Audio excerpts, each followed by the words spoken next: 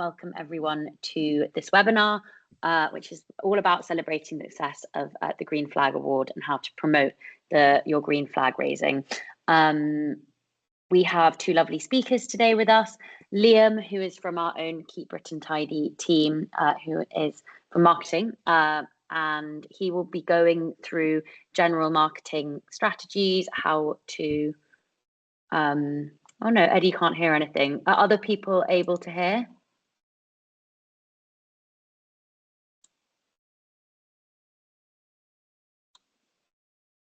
Yeah, okay. Other people. Okay, great.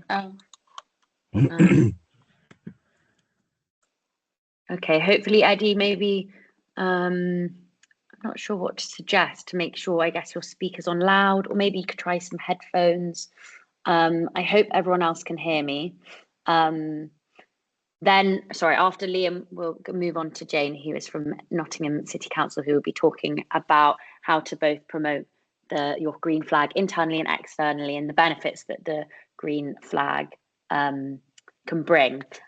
We will then finish the session with a Q&A, so feel free in the chat box to put your questions in there and we can go through them at the end. Equally, if there's something that is kind of part of the conversation, especially with Jane, if you kind of have a point on what she is saying in the moment, feel free to say it then and we can bring it up there and then and have a bit of a conversation about it. So I will now hand over to Liam. Thank you. Thanks, Olivia. Yes, I mean, I'm probably not going to be telling you much that you don't already know in some ways. I mean, you guys are very much on the sharp end. I'm sure you've done these things many times and you will know your personal comms departments within your local authorities or other organisations. But hopefully I can provide some food for thought, and working in the comms team myself, perhaps provide that kind of perspective of when I get approached to help support events or other comms activities, like the things that kind of help me and will help perhaps you get the most out of your comms teams. So without further ado, so as I say there, you know, involve comms early. And what do I mean by early? I mean, I've said here 6 to 8 weeks, but to be honest, the sooner the better. Because what tends to happen is beginning of the year, whether that's your financial year or calendar year, depending on how you work internally, that calendar starts to fill up very quickly with requests from all the different teams, and certainly local authorities. You're going to have far more teams than we have in Keep Britain Tidy. So I know how quickly that calendar of events can fill up, and it just means that you kind of secure your slot, but certainly kind of no later than 6 to 8 weeks if you want to kind of get decent support, because the team will need time to kind of put things into action and also kind of find space amongst the other things they're doing. I think the other thing is, like, because they will be getting a lot of requests, anything you can do to make them understand or help them understand why this is a priority or should be a priority for the local authority, why it's great for the local authority, and perhaps their goals, how it's going to help them achieve their goals, is obviously a really good way of then trying to get them kind of bought in. So you don't labour the point in terms of kind of making them perhaps feel like they don't really realise that, but obviously conveying to them, you know, where this fits into the wider strategy will also really help. So that's just kind of in that initial, when you're thinking about approaching them, maybe a couple of things that might help kind of get them on board and kind of working in partnership with you. So that's kind of thinking about it from a kind of strategic point of view, relationship building point of view, but then kind of from a nitty gritty, tangible point of view, the things that they will physically need to support you on this are things like high resolution photos of the park. That might be things that you hold. It might be things that they already hold. Again, each of you will work in different ways, but definitely think about where the good photography of your parks is going to come from. And if you haven't got photography already, and you know, if you can get professional photography done, that's always a huge asset. I always say to everyone, like, photography transforms everything. Getting good imagery will elevate any communication you're doing. If you can't afford professional photography, if any of you got a decent smartphone, switch it onto 40K mode, go out, use a tripod or anything you can to steady it if you can, because that will help. Little tricks like give the lens a wipe before you start. You can capture really nice photography yourself, and if you look online you'll find plenty of places with some simple tips and tricks to capture good imagery yourselves. A press release with quotes from volunteers. So quotes will always, again, it's similar to photography, will elevate a communication, especially for press release. Now that might not be you, that job might not be down to you to draft the press release. It might be down to your comms team. If it is, then definitely kind of going armed with those volunteer quotes, going armed with some bullet points of key facts, figures, interesting stuff that your comms team probably don't know because you're the professionals, you know your park inside and out. That's going to give them, in fact, that's one of the things that will definitely like really help and excite them and make them likely to go, yeah, we can help you with that because you've kind of given us everything you need. Because I get this all the time. Can you just do a press release on this, or can you just do a press release on that, or a web article on that? And I'm given nothing, like no ingredients. Give them the ingredients and you'll be winning half the battle, I can assure you. The official Green Flag Award logo and assets, of course, we will provide those to you at the appropriate points within the year.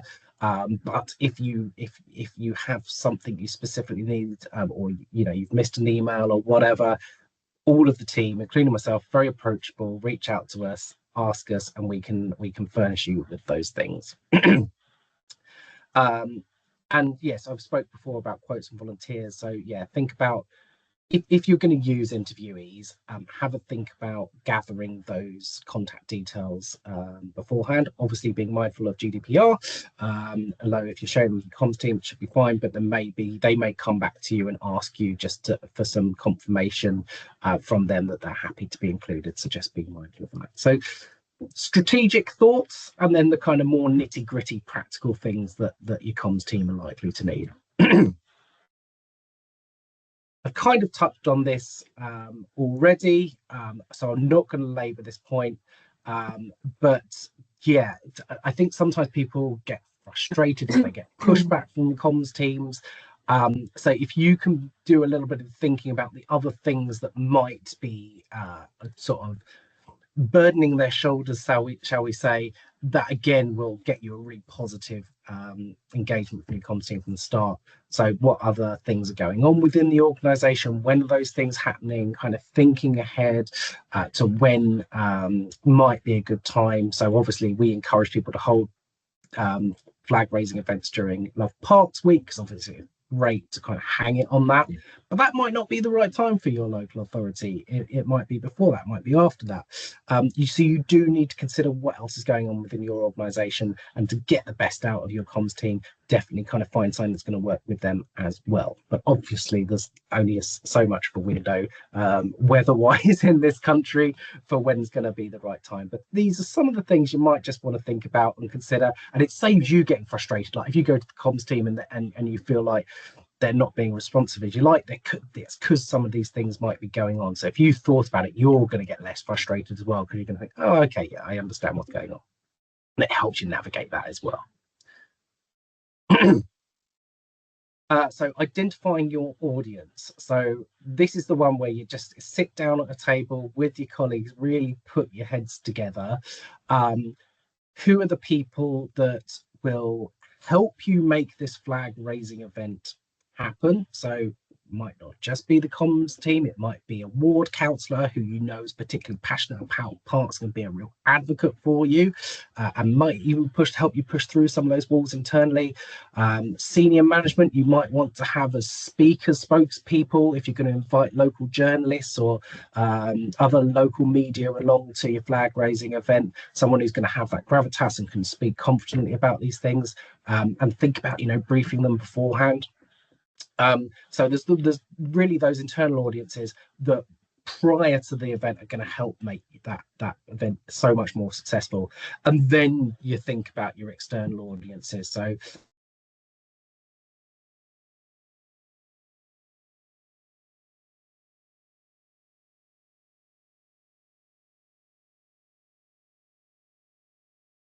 oh no, I think he may have frozen for a second if we give him a couple of Hello.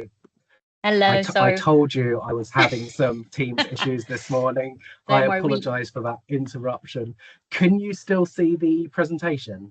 Yes, it's on Canva, and we lost you at when you kind of started talking about external audiences. Yes. So I was saying, obviously, you'll invite people from the wider community, but then if you want to go for slightly more close, like small and neater group, so people you might want to think about local community groups, especially those your friends of groups who get directly involved with the park, but also wider. And are there any faith groups, churches locally to the park? Are there any community centres locally to the park who, having them engaged, you can involve in them? I'm sure you do this stuff already. So again, the caveat I said at the beginning about teaching grandma to suck eggs, I apologise. I'm sure you all know this, but yeah, they can be real advocates for you and your park and the work going on in that park. Talk about tourism boards and kind of within that, if you wanted to make it a publicly open event, the local libraries, etc., the stuff that you know already. And then from a media point of view, obviously you've got local journalists, but more and more these days, and your comms department again will help with this, local bloggers, might even be local influencers, celebrities who might be willing to come along and get involved, or possibly even pose for a photo. So yeah, just think about all those things, and that's a great way actually to directly involve and work with your with your comms team, and that sort of comes to this next point, and where your comms team definitely need to also play a role. I use this analogy a lot, but for those of you who are an 80s child like me, I'm sure you're familiar with the movie Field of Dreams, and the idea that it's not Field of Dreams, it's not a movie. You can't just book the event and expect everyone to turn up. So really work with your comms team and think about how you're going to reach all those individuals and groups within your community. So I've mentioned here social media countdown posts, but I still, and I say this a lot internally to my colleagues, there's still so much value these days in yes, an email, but sometimes for someone really important, a letter, just a traditional letter. We all get bombarded with emails every day. Sometimes just a personalized letter can really cut through and get through to people. And then crafting your message. Again, your comms team will or should help you with this. But again, if you've done some of the thinking, again, your part, what you want to achieve, all the exciting and wonderful stuff that's going on. So definitely think about this. But some of the things that might go into your press release and might go into your other messaging. So it's around the quality assurance, the green flag being a sign that parks are safe, they're clean, they're welcoming. So that's a lovely message to get across to the community. The community effort involved, if that's applicable. So, where have you had your friends of groups and volunteers involved, and those personal stories of the individuals that get involved and why they get involved are really, really powerful.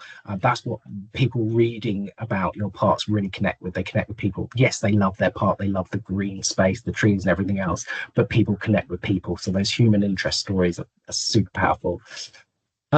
Environmental impacts.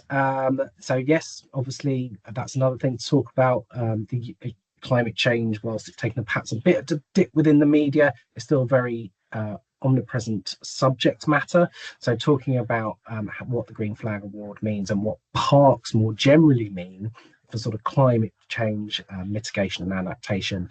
As long as you keep the language simple and accessible, that can be quite an interesting angle. And then local pride, and this is one that's really important to us at the moment, but framing the flag, as I said here, as a visible symbol of how much the community values its green space, and that community cohesion, that the fact that parks are open to anyone, especially our Green Flag Award parks are open to anyone, and for everyone within a community to come together. And as I mentioned here, volunteer recognition, thanking volunteers and community groups, I think is really, really, really powerful. So just a really nice opportunity to thank everyone involved all round. So that's the end of my bit. So I rambled on for a bit longer than I didn't anticipate, though JJ might be thanking me, perhaps, I don't know. So I'm going to pass over to Jane now, who is going to have much more hands-on experience to share with you. Thank you, Jane. Thank you. So I'm actually going to deviate a little bit from your presentation, and I wondered, given I do not have a PowerPoint presentation, apologies everybody, so I'm just going to talk. But would it be possible if people don't mind putting their cameras on, because there's really nothing worse than talking to a blank screen. And I want this to be a bit more of a conversation, so it'd be really nice if I could see your faces. I will need to do that manually, so I'm going to go through and I'm going to do that now. Could we do that? It just would be, it's just always really disconcerting when you're just looking at initials. I find it quite disconcerting. But while you're doing that, so yeah, thank you for asking me, Olivia. Just to say quickly, Jane, sorry, yeah. I'm slowly going through and just allowing everyone's camera. So if you could, I'm allowing them, but I will need you to physically click on it and just turn it on for me if you're happy to do so. Thank you. Obviously, if you don't want to, I understand, but it's just nice to see faces sometimes. I think we live in this virtual world continually. So yeah, thank you, Olivia, for asking me to come along. I was very flattered. I'm not quite sure I'm an expert at all, but I've been doing it a while now, so hopefully I've got some information that will be of interest. I'm the Green Space Improvement Manager for Nottingham City Council, but my background is comms and marketing. Actually, when I joined the team 11 years ago, I was actually the comms and marketing lead. And parks was the area that I was given. I didn't apply for parks. It was just given to me. I was in the central comms team. And the one thing I talked to Olivia about, which I think is important to perhaps understand with us at the Nottingham, which I don't know if this is the same for some of the other councils, but we actually have comms and marketing that sits within the service. So we don't rely entirely on the corporate comms, which is definitely really handy because it means we have a level of control ourselves about what we put out. Both from a social media perspective and a press release. I don't know, do any of you guys, do you all rely on corporate comms, or do you have internal sort of within the service areas? Anybody? Is it all corporate comms? Is it all central? Yeah, okay. So for us, I'm going to go back a little bit to what we call our halcyon days at Nottingham City, because when I first joined the service, at that point we held the most green flags in the country for any local authority, including London. So back when I first joined, we had a total of 68 flags. Sorry, I missed that. I will pick up the messages, by the way, when I sort of at the end, I'll pick up any of those messages that come in the chat. So yeah, when I first joined, we had an amazing number of green flags, which was 68 in total. 39 of those were for parks. The rest were made up from community green flags, heritage green flags, and university green flags. So the park service itself were 39, which, as I'm sure you're all aware of, that's a fairly substantial amount of work that goes into getting those flags. It's hard work. Oh, thanks, Liam. We then went through section 114 as a council. So we had the commissioners come in, all budgets were cut, all spending was cut, and as of today, until we get the new awards coming through, we have 4 green flags plus 1, which is one of our stately homes that we've got in the city. But in terms of parks, we have 4. We've gone from being the big I am to being really not very big I am at all. And I think the service really struggled with that, and struggled in how we were going to overcome trying to promote getting the green flags back onto the agenda again. So we're now out of section 114 and we're back in a situation where money is coming back into the service. So green flag was top of the agenda. And one of the things I really wanted to talk about, because I actually think it's probably more important in terms of promotion and marketing of all of the bits that we do, which is the internal marketing, because I think you need to get the buy-in of both members and also senior officers, because you need their backup to really push it forward. Because the public don't really understand it at this stage. So I think it's really important if we can get our ward councillors really behind why we're doing it and why it's important. And I'll touch on why I think it's important and why we do it in a minute. But that then helps the word of mouth get out to the public, because they're talking to their constituents, they're talking to their local residents. So gradually, that's sort of going out through, we've got the buy-in of the council, and I think having that buy-in is so important. It's all very well raising a green flag and saying, whoop, whoop, look, we've got a green flag, but if we haven't got the support from behind us talking about it, then it's sort of almost just it's like a token gesture. So with that, we lobby through our senior management, our senior sort of officers, we lobby our portfolio holder to then in turn lobby from a leadership perspective, as well as from a local ward councillor perspective. And we've done that really well in terms of, we've had nothing now since 2020. That was our last green flag, sort of when we were really big and doing everything that we were doing previously, and we've had to try and turn the tide on getting the council to buy back into that. We now have a 4-year plan back in place where we are going to hopefully, touch wood, achieve by 2029 29 green flags. So we're going right back up to try and achieve as many as we possibly can, but we're doing it slightly differently this time. It was very ad hoc previously. We were sort of like, what site possibly could get one?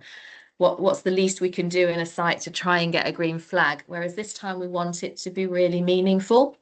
So the sites are being chosen from at the perspective of making a difference to those areas, which politically, of course, the councillors love that, because it looks as though we're investing in areas that perhaps previously haven't had investment.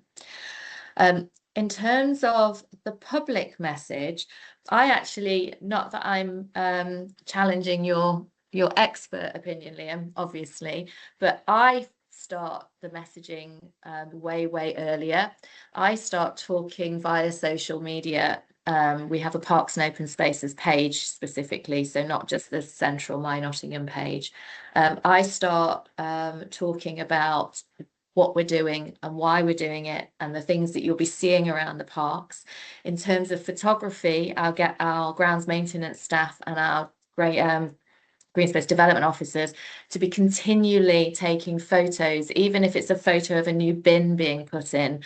And actually, they're not professional ones. They're actually the ones of people sort of just strimming or planting, or a new interpretation board going in. And I try and build the interest around that. Literally, so now, you know, we're continually, aren't we, even if it's not towards green flag, we're continually doing things in our parks, which eventually, when we do go for green flag, will all be part and parcel of it. So we're talking about that all the way through the year, really, because I think people love green space. We know that. And I think during COVID, that became even more apparent.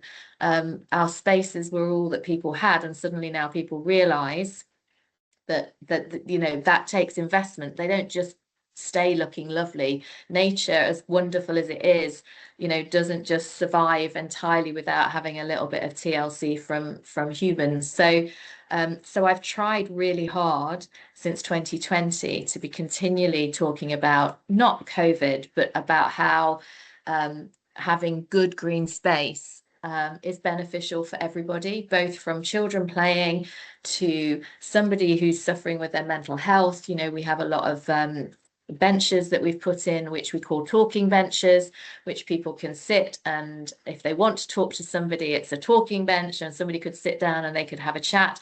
So we promote those kind of things to the public, which is always linked in to our green flag awards. Really, the reason we do green flag is to basically make sure that our sites always have a standard.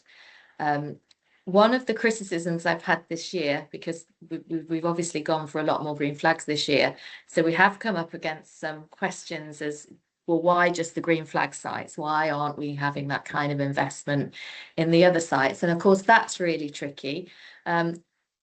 But I try and flip that around by showing the work that we do on those sites, which might not be as intense running up to judging time, but there is still things happening. I think that it's really, there's so much positive message and positive sort of messaging you can put out about everything you do on parks. And even if you're getting complaints, you know, we're quite lucky that the majority of complaints that we get in green space, we can to a degree sort out. So I'm sure you've all got wild areas coming into play now, and relaxed mowing areas around biodiversity. You know, we all know that grounds maintenance will always make that mistake and suddenly mow off.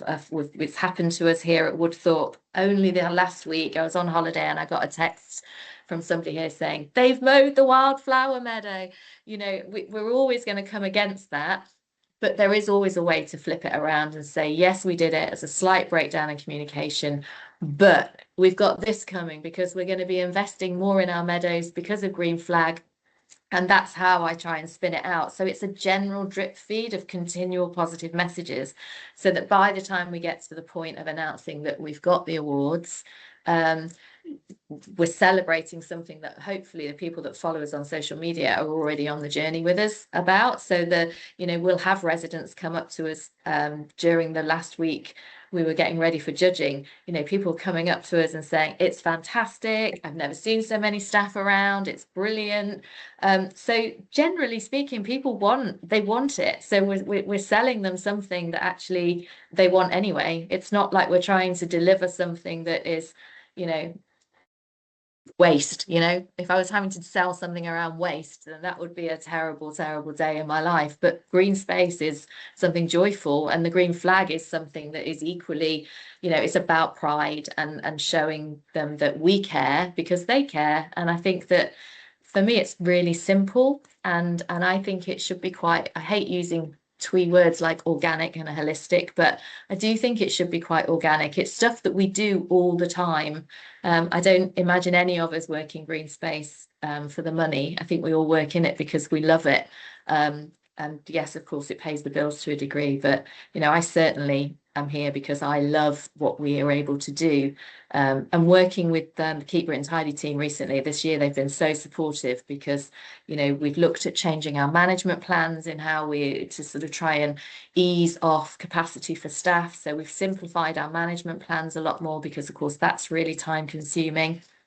And yeah, I'm deviating a little bit on generally all of the Green Flag stuff, but the last bit I suppose I wanted to talk about, Olivia said, do I have a case study?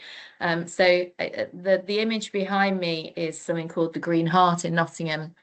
Please, if you haven't heard of it, Google it. We're very proud of the Green Heart. It was basically a 1960s, 70s shopping centre, which was just a concrete jungle. If you Google Broadmarsh Shopping Centre, Nottingham, it was horrific. It was the real time of local authorities allowing building that should never have been allowed. And then the shopping centre owners, which at that point was Capital, I think it was Capital Shopping Centres, went into administration, and we couldn't sell it. It was derelict basically. And we've taken down a big part of it. And if you look at the Green Heart Nottingham, you will see that we've created a complete biodiverse, climate resilient pocket of it's a sud, it's full of meadow, it's got climate resilient planting, it's in the heart of the city. And we got that ready for for judging this year. We weren't sure whether to wait because there's still a lot of building work going on around the site where they're creating housing, etc., in the city centre. But we decided that we were going to go for it anyway. So touch wood, I don't know if we've got it yet, we'll see. We've actually used the hoardings around the site to create the interpretation, because we couldn't put anything permanent in at this stage because we're not quite sure. There's bits that are blocked off, and so we decided to just put temporary. So we put massive temporary interpretation panels all around the hoarding, which describes the biodiversity of the site, why it's important, what children can see in terms of species. It talks about bees, it talks about bats. And then we've also done on another part of the hoarding a whole history, a timeline from when it was originally housing in 1820 right up to present day where we are now. And hopefully, you know, we've been able to prove, I think, to the public that we're continually, even if thing isn't perfect, for me that's the message, it's not perfect, but it still warrants being classed as a green flag site, and it's something to celebrate. So yeah, so I guess that's it from me. The only thing I probably wanted to say is pride. I think that we talk about the public pride, but for me, the pride has come from our staff. So linking in with our grounds maintenance and really trying to put my enthusiasm into them and why, so they have so embraced it and are so excited to find out whether or not it's almost as though they're doing the job for a reason. So they're constantly, if I bump into them around any of the parks, they'll say, when do we hear, when do we hear? It's just lovely. You know, we don't get that, do we? Grounds maintenance, they're strimming and mowing all day. It's not exciting for a lot of them. So to have them, and we pulled them in from housing, you know, we pulled them in from public realm to help, and they're so engaged in it. It's been wonderful. So I don't know if that's what you were looking for, Olivia, but it is an overview of us and why it's important and hopefully how we do it. And I'm happy to take any questions. Thank you so much, Jane and Liam.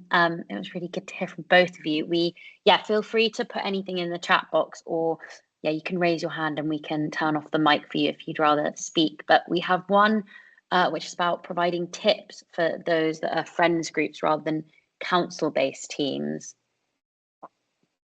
Okay, there we go. Yeah, I was going to touch on community green flags actually, but I thought I talked too much. So I think that community green flags is something that we've failed on over the last, certainly since we pulled out of our big sort of our big numbers of green flags, because we obviously, as well as losing green flags during the time with the budget cuts, we lost a lot of staff. So it's been difficult, but we're hopefully getting back up there. And one of my notes I've written down here is the part of the 4-year plan is to try and offer more support for community groups, which includes friends groups, to try and help them to want to get a green flag, a community green flag, but also we can hopefully support them with the process of getting a green flag, because note to Olivia, note to Liam, system isn't that straightforward if you don't know what you're doing. And I've passed that to Paul actually, that I think it just needs simplifying a little bit, particularly for community groups who aren't necessarily always going to be that tech focused. So we are GDOs, we have 4 green space development officers that cover the city, and they work quite closely with their friends groups and their community groups that are on the sites. But it's a challenge for us too, and that's one of the priorities, is to try and engage more community green flags for people, because that's dropped since we stopped our big push. The community green flags have dropped as well. I don't know if that answers the question. Please ask if it doesn't and I've missed the point. I can't see the messages, by the way, so you're going to have to read them out, Olivia. Sorry. That's okay.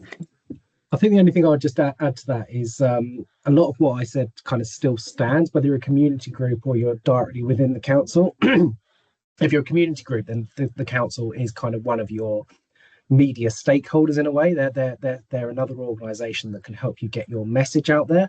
So the advice I included earlier would still go, you know, think about your human interest stories, think about some of the fantastic things Jane was saying, you know, throughout the year, take photos, keep quotes, you know, keep a log of kind of those wonderful little things that are going on.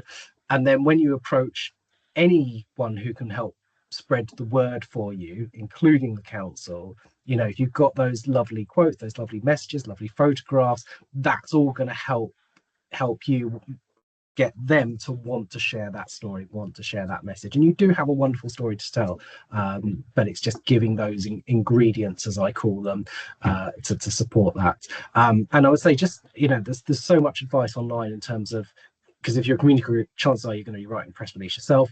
But there's loads of great advice online on how to pull together a press release. It's not magic. If you've got anyone within the group who's a good writer, then they'll have no trouble at all. And the other thing I would just think, if you've got someone within the group, might be yourself, who's quite confident and happy to be interviewed, whether that's a pre-record or a live record. And I find usually within community groups there are, because you're enthusiastic, you're passionate, but just be honest with yourselves about who the best person within your group is to do that. Sometimes there's definitely people who are perhaps too kind of over passionate and perhaps speak too long. And again, just look online. You'll find tips on how to kind of conduct yourself in an interview and do a bit of practice beforehand. You want to say enough to excite and interest people, but not so much that you kind of go on and on and on. So that's a skill in itself. So find the good writer in your group and find the good speaker in your group, and between you, you'll make a fantastic double act. So I think, Jane, you were going to add something there. No, I wasn't. I just put my hand up for find that. Be careful of those people that talk too much. Yeah, that would be me. That's it. Yeah. It's just being honest with yourself. I was going to actually ask a question for you, Jane, because you were talking about getting internal stakeholders buy-in back in, and have you got some examples of maybe did you say what were the kind of things you said? Was it kind of along the lines of it raises the standard of the parks? Started for me. It started with my last IPR last year, appraisals. I don't know what everybody calls them, and when we were talking about my objectives, and I basically said, there's, as we all know, that green space is no longer just parks and open spaces anymore. It's absolutely green space covers green space across our cities and towns now. But I made a point. I thought our bread and butter is our parks and our nature reserves. We can't lose sight of they're the bread and butter bits. They're the foundations for me of all of it. And if our parks, if our own back gardens, which is our parks and our nature, if they're not being looking cared for, then that what's the point of the rest of it? So my objective was I wanted to put Green Flag back on the map. I wanted to start pushing to start increasing our green flags. So that was the starting point. I then became a little bit like a Rottweiler, and every given opportunity, be it to our portfolio holder, when I bumped into our director, our corporate director, I would always bring up how important it was. And then I would also show examples. So I always make sure I come to the conferences and I go to APSI and I do those things, not for any other reason really, other than to be able to say, look, because, no disrespect to councillors, they are slightly large of ego. So if you can then say, yeah, but look, Birmingham City Council, for example, unfortunately, Eddie's had to drop out. They are doing this, even though they have the commissioners in, they're still putting forward green flags. So why? We don't have the commissioners in anymore. Surely we don't want, for us, Birmingham is it's not a rival, but it's our nearest city. And so I think it's just a case of keep going, but in a positive way. And I just didn't stop. And I had my IPR last month, and we were saying, because I had my IPR the day after my very last green flag judging, and I was like, there we go. This is what I wanted. So I think you have to believe in it, and then just start rallying and keep rallying. It's my answer. Good advice, I think. I think. I was trying to think of something else, actually. I'd got something else that I was going to say. Oh, that was the other thing I was going to say, is one of the other things, as well as social media, that I do throughout the year. During the big prep for the judging, I actually contacted our local newspaper, and the journalist and the photographer came out, and we did a trip around our green flag proposed sites. And they did a big double spread piece on the work we were doing to get ready for Green Flag. And they talked to some of the grounds maintenance staff. They talked to me. I got volunteers along. They talked to volunteers. So again, that pre-bit was that it was all done in advance, opposed to just that. We've got these awards. I think if you've already started that journey along the way, that's really useful. That's fantastic. Building up some momentum and getting lots of stakeholders involved. And it's probably not really valuable. difficult, you know, I know when I say it's not difficult, as in it's not difficult to get the press to be interested in that, because as much as we think they're only interested in all the bad stories that go along with local authority, actually they do like to do some positive, because it's nice for them to have a positive story. So I mean, I just did it, which tend to go rogue, but I'm sure if you speak to your corporate teams and say, look, we'd really like to try and run a piece on the work we're doing around green flag, I'm sure they would be supportive. And if they're not, don't accept just no. Please don't accept no. So corporate teams, they're so used to just reactive stuff continually, because it's usually, we know, why haven't our bins been collected and what's the, but if you keep genuinely just try in a polite, lovely way, but just keep going, because the press want the nice stories as well. They really do. Yeah. Thank you. I think we haven't got any more questions. So I think I might say, I'm going to share one of my screens just to show you, if you are interested in any of our, I can't detail. So if you have, so firstly, thank you so much to the speakers. It was lovely, really great to hear from both of you, all your tips and advice. And yeah, thank you for taking the time for helping us, and also for everyone who joined. If you are interested in reaching out to either maybe deliver a session, or you have something you would like to see us deliver, you can email myself or the Green Flag Academy. So you've got the Academy email address here. And of course, you can look at the Academy website in case you want to look at our resources, any upcoming webinars we have. So I think within the next month, also we have the next one coming up is all about park design, making park design feel safe and welcoming for women and girls. And then we have an interesting webinar on innovative design in parks. And yeah, so please feel free to reach out and have a look at the Academy website. And if you have any questions, please email. And yeah, thank you so much for joining, and thank you for the speakers, and have a lovely day. Have a good day. Have a good weekend, everybody. Thanks, Olivia. Thank you. Thanks, Bye. Olivia. Bye-bye.